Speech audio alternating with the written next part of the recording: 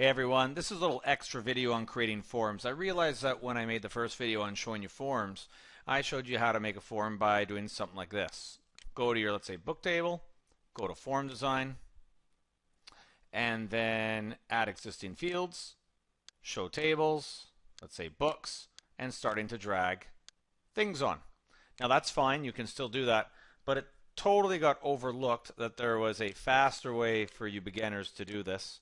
And the faster way is just to have the table open that you want to use. So let's say this is the books table. And instead of going to form design, just hit form. And you're going to notice instantly here the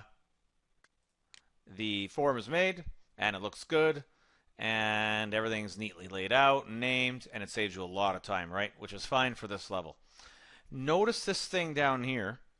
This may puzzle you at first, but if you've gone ahead in the lesson already and you've seen about relationships in this topic, then this is just also showing relationships. You may have to click in here and hit delete and just take that piece out, right? We don't need that there if that pops up for you.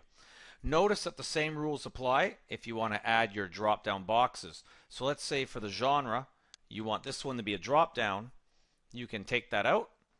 You can still add existing fields, go to the books table. Whoops, that's not how I'm going to do it. You go up here and go to your combo box, click once, come down here, click again, and we could set up the combo box, right? And so that's just the combo box instructions for before. And I'll just do it really quickly here. I will type the values I want. So let's say my values for genre were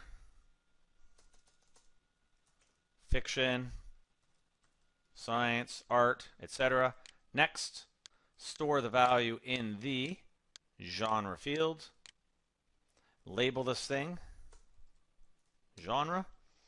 And when you go to your form view, notice you have your nice drop down box that works, right? And selects it for you. So faster and easier. It literally makes making a form take just a few seconds, right?